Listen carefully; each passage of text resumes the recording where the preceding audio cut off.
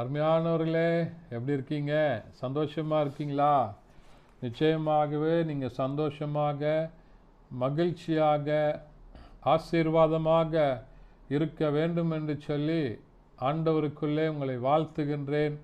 ஆண்டவர் உங்களை அப்படியாக ஆசீர்வதிப்பார் என்று சொல்லி ஆண்டவருக்குள்ளே விசுவாசிக்கின்றேன். கர்த்தர் பெரிய காரியங்களை செய்வாராக.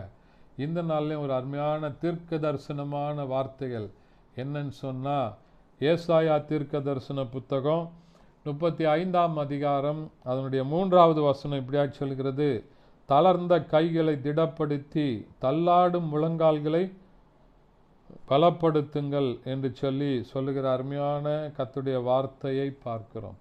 தளர்ந்து போன நம்முடைய கைகளை திடப்படுத்தணும், தள்ளாடும் முழங்கால்களை பலப்படுத்தணும். எப்படின்னு சொன்னால், உடைய கை பலவிதமான காரியங்களை செய்து ஆண்டவருக்கு பிரியமில்லாததெல்லாம் செஞ்சு நீங்கள் தள்ளாடி கொண்டு இருக்கிறீங்களா?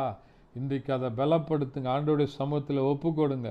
முழங்கால் படியிட்டு நீங்கள் செபிக்கும்போது ஆண்டவர் உங்களுடைய வாழ்க்கையை தள்ளாடுகிற நிலைமையில் இருந்து, தத்தளிக்கின்ற நிலைமையில் இருந்து உங்களை மாற்றுவதற்கு உண்மையுள்ளவராக இருக்கிறார். அவர் சொல்கிறாரு, தள்ளாடும் கால்களை, முழங்கால்களை திடப்படுத்துங்க என்று சொல்லுகிற காரியம். தளர்ந்து போன கைகள், தளர்ந்து போய் சோர்ந்து போய், ஐயோ எனக்கு பலனே இல்லையே, என் பலனெல்லாம் குன்றி போச்சேன்னு நினைக்கிறீங்களா? புதிய பலத்தை தருவதற்கு ஆண்டவர் உண்மையுள்ளவராக இருக்கிறார். தளர்ந்து போன கைகளை திடப்படுத்துங்க. தேவ சமூகத்திற்கு நேராக உங்களுடைய கரங்களை உயர்த்தி கர்த்தருக்கு ஸ்தோத்திரம் பண்ணுங்க. ஆண்டவருக்கு ஆராதனை செலுத்துங்க. நல்ல ஆவியில நிறைந்து ஜெபிக்கும் போது ஆண்டவர் தளர்ந்து போன உங்களுடைய கரங்களை பலப்படுத்த உண்மையுள்ளவராய் இருக்கிறார்.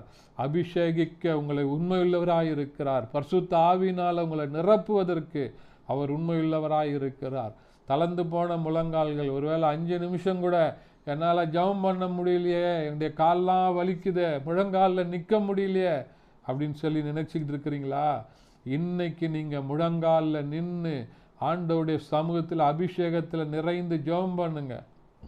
இழந்து போன உங்களுடைய ஜெப வாழ்க்கையை மீட்டெடுப்பதற்கு, இழந்து போன உங்களுடைய பரிசுத்த வாழ்க்கையை மீட்டெடுப்பதற்கு, இழந்து போன உங்களுடைய ரட்சிப்பின் அனுபவத்தை மீட்டெடுப்பதற்கு உங்களுடைய கரங்களை, தள்ளாடுகிற கரங்களை திடப்படுத்துங்க, முழங்கால்களை திடப்படுத்துங்க.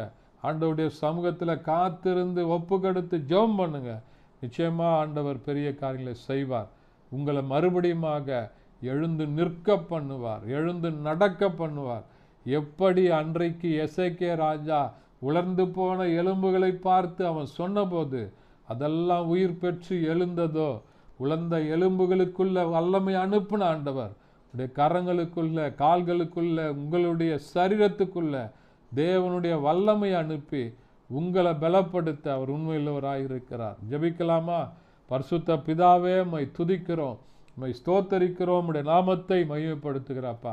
இந்த நாளில் கேட்ட வசனத்தின்படி ஆண்டவரே, தளர்ந்து போன கைகளை, தள்ளாடுகிற முழங்கால்களை திடப்படுத்தக்கூடிய புதிய உற்சாகத்தின் ஆவியினால, அபிஷேகத்தினால, பரிசுத்தாவின் வல்லமையினால ஒவ்வொருவரையும் நிரப்புங்க அப்பா. புதிய பலத்தினால நிரப்புங்க.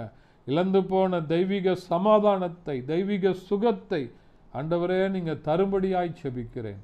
இயேசுவின் நாமத்தில் பிதாவே, ஆமென். Thank you. God bless you.